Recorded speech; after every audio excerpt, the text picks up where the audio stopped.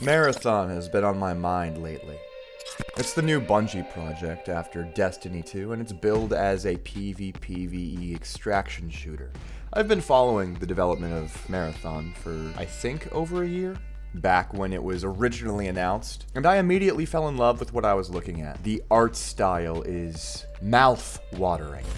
As an aside, timeout, I wrote most of this before the whole plagiarism controversy. The art style is mouth-watering. Unfortunately, it's because it was stolen from a really good artist. This sucks so bad, and a little bit undercuts what I'm trying to say, but put that aside for a moment, because I'm not really here to talk about one game as much as I am the whole genre and how people treat it. I trust Bungie to have fantastic gunplay and game feel, and they're known for writing amazing narratives. I didn't even play Destiny 2, but I did tear up a little bit when I saw that cutscene of Cage 6 going down like a champ. More or less, I had high hopes for the game. This was before the controversy. Everyone was just really excited about the art style, a new IP from Bungie that isn't an MMO.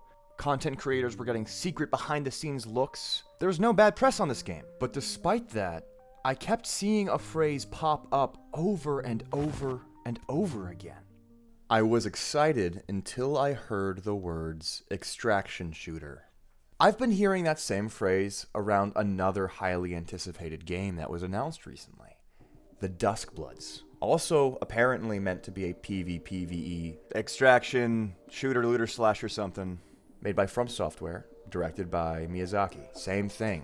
As soon as I heard it was an extraction shooter, I lost interest. Why is that?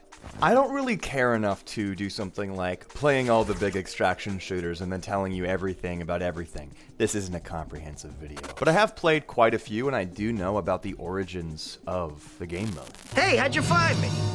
Google. Extraction shooters come from that rare old breed of new genres that are just mods. Someone plays a game, they try to turn the game into something slightly different, they have some technological limitations, and they end up with a weird, lumpy, odd-shaped result that people just love. In case you weren't aware, this is where hero shooters came from. This is where MOBAs came from. This is where Counter-Strike came from. And, of course, this is where PUBG came from, establishing the Battle Royale genre and changing the gaming landscape forever. Game modes that come from community mods have a rich history, and extraction shooters are just the next in a long line.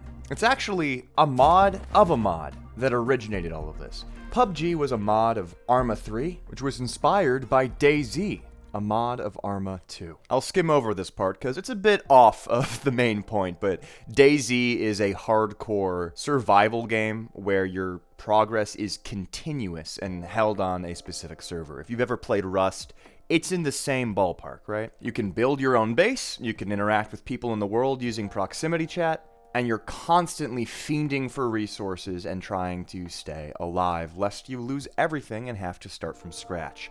But it's a very long-term, slow-paced game mode. Imagine, if you will, spending all day looting the map, collecting a beautiful stash of valuables, weapons, armor, food, and resources, putting them in your base, logging off, getting on the next morning to see that it has all been stolen and destroyed. How infuriating would that be?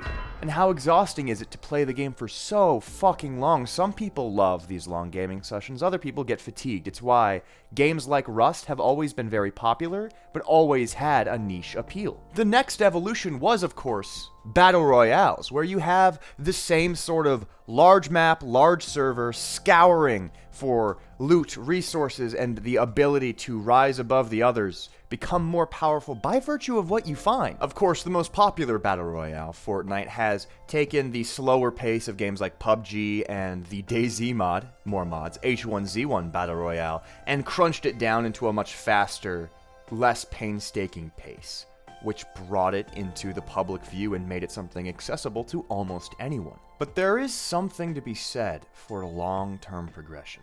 What can you gain in Fortnite but ranks on the Battle Pass? What can you earn but cosmetics to show how far you've come? But still, nobody wants their hard work erased while they're not even playing the game. Enter the stash. This is, in my mind, the defining mechanic of what makes an extraction shooter what it is.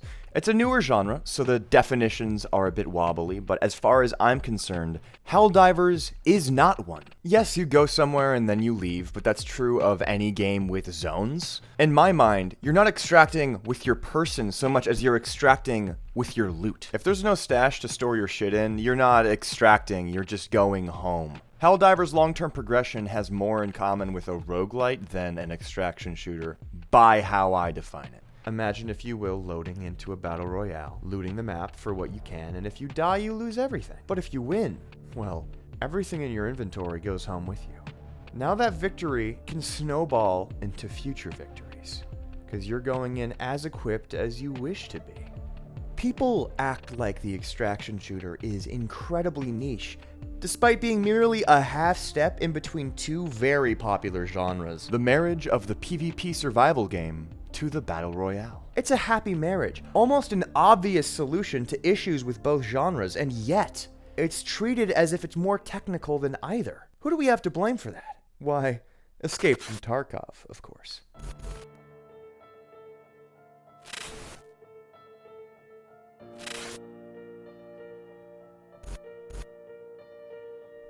On Escape from Tarkov's website, it says, "We have pioneered the genre of extraction shooters." Escape from Tarkov is the benchmark. This is where the mechanics of escaping from a conflict zone came into being. It isn't just PvP or PvE. It's a world where every decision impacts your survival. We've rewritten the standards. Gunplay and sounds, realistic character manipulation, ballistics, advanced armor systems, bleeding, fractures. This is not just another shooter game. It's a simulation of combat in extreme conditions. Survival is a strategy. Everything has a price. Armor, ammo, time. A mistake in a raid means losing everything. Trading, crafting, hideout, barters, skill leveling, completing tasks.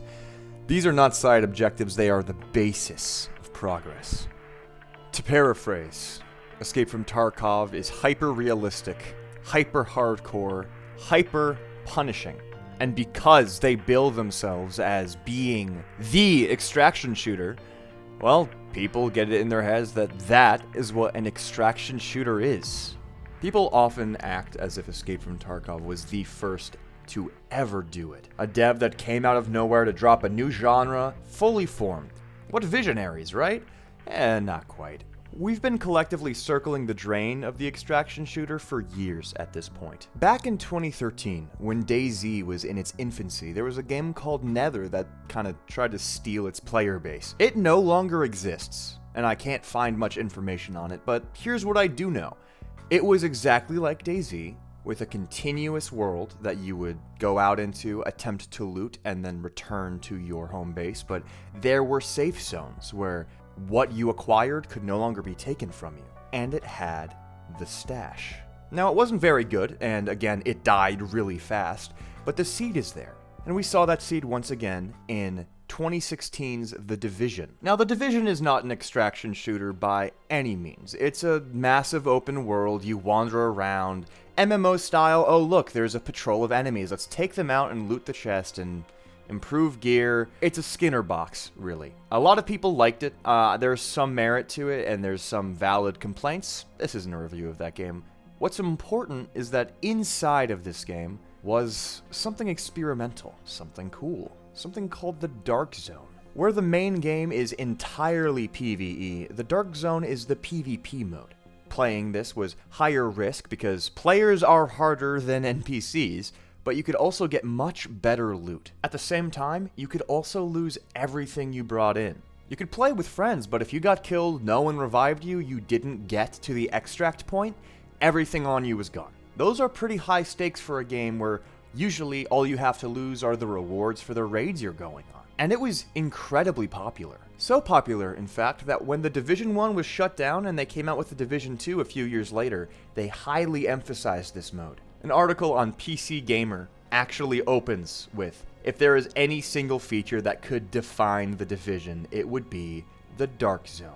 So clearly, when you introduce the idea of an extraction shooter to a pre-existing audience, people tend to eat it up. So what's with the stigma on the name of the genre? While games have been experimenting with short-term match, long-term stash gameplay for years now, its reputation as a full-fledged genre, and the stigma around that genre, understandably fall on the head of he who wears the crown. I had initially planned on playing Escape from Tarkov for this video, because I wanted to understand firsthand why it had the reputation that it does. Then I went to the website to purchase the game and found that the cheapest package is $50. This package includes access to the game, a basic stash, 10 by 30 cells, and a laundry list of in-game items. You can pay more to get more items, larger stashes, and at the highest rate, $250. You will also be buying unique items inaccessible to anyone who bought the game normally, and access to a PvE co-op mode, which is locked behind this $250 price tag.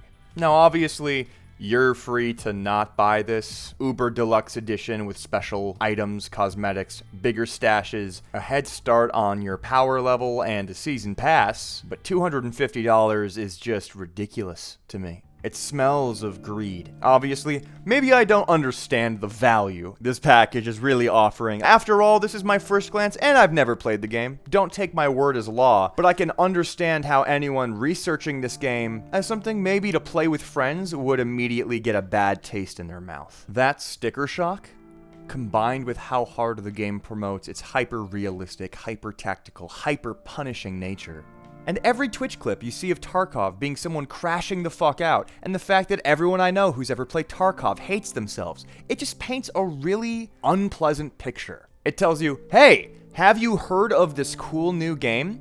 Where you start with nothing, the entire game revolves around desperately trying to get anything, and guess what? We've made the game as punishing and miserable as possible, so you can hit rock bottom time and time again. Want to pay $250 for that, you dumb masochist? No, I don't. Fuck off. That's the reaction, right? And I don't blame you.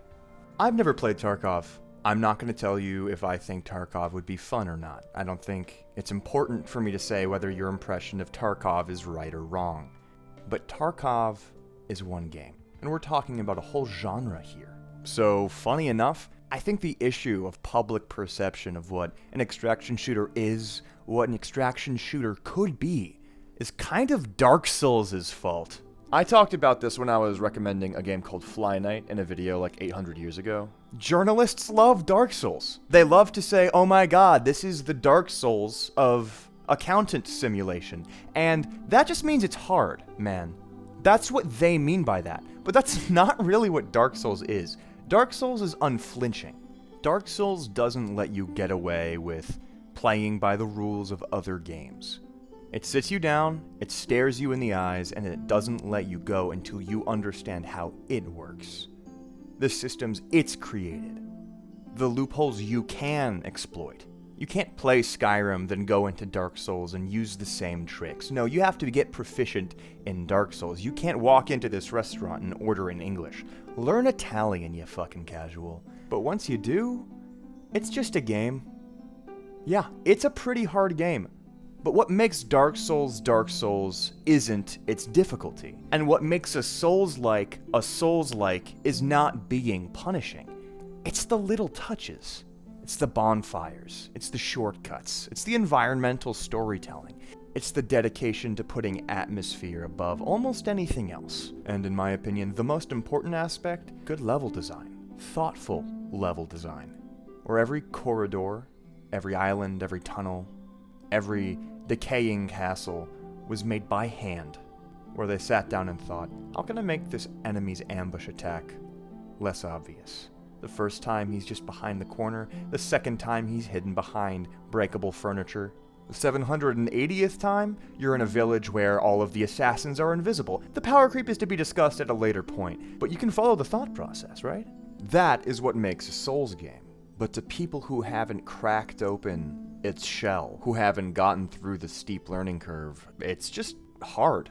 It just is a word that means hard. And for an extraction shooter, what really makes it is a sense of true risk and reward. A sense that, while games are just a bunch of silly numbers and pictures and sound effects, there's something that feels real about your progression, where every victory has material gain and every loss has material loss.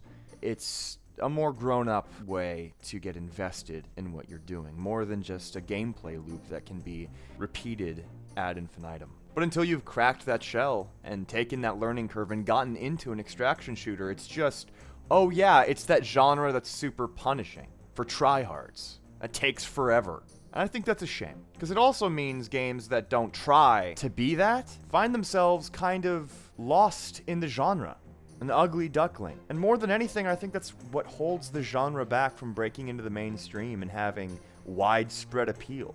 My hope was that Marathon would extend a hand to the casual audience and say, see, it's not so bad. I don't know what's happening with Marathon now, okay? I thought it looked really cool. I like Halo. I thought Destiny was fun on a micro scale, but sucked on a macro scale, and I was hoping they could, fix those issues. With Marathon, probably not anymore.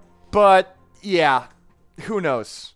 This is the part of the video where you say, oh my god, you're so right, MC Cheshire. I agree with everything you said, and I'm not going to make mean comments about how you were too hard on Escape from Tarkov, and how you didn't really elaborate your points because this is all off the dome and not scripted at all, and you just make it seem like it's a highly polished video essay by putting music under it. And it's also the part of the video where you go, okay, yeah, well, what's the good game? What are you getting to? And that's, like, the point. There is no good game. Holy fuck, man. I'm sitting here and I'm looking at one of the freshest genres to come out of the industry, one that has an immense amount of potential, and the only thing anyone is doing with it is trying to imitate the small number of original ideas that have sprung up. Like, obviously that's something that happens in the industry everywhere to an extent, but it's literally just like Tarkov, 100 Tarkov likes, Dark and Darker, 100 Dark and Darker likes. I'm gonna blow my brains out. Can we get something that has its own unique vision, please? Something accessible to the casual audience. Anyway. Thesis of the video, extraction shooters don't have to be hardcore by their nature, and I would really like somebody to make a game that emphasizes the risk-reward without trying to make you feel like a dumb piece of shit for gambling with your resources. I was hoping Marathon would bring it to the casual audience, but that seems like it's dead in the water. I just really want people to give the genre a chance, so when we see a new announcement pop up, cross your fingers and hope, man. Because this shit has potential. I'm MC Cheshire, and I haven't uploaded in 3 months. I'll see you next time. I could lift you up. I could show you what you want to see and take you where you want to be. You could be my luck. Even if the sky is falling down, I know that we'll be safe and sound. We're safe and sound. We're safe and sound.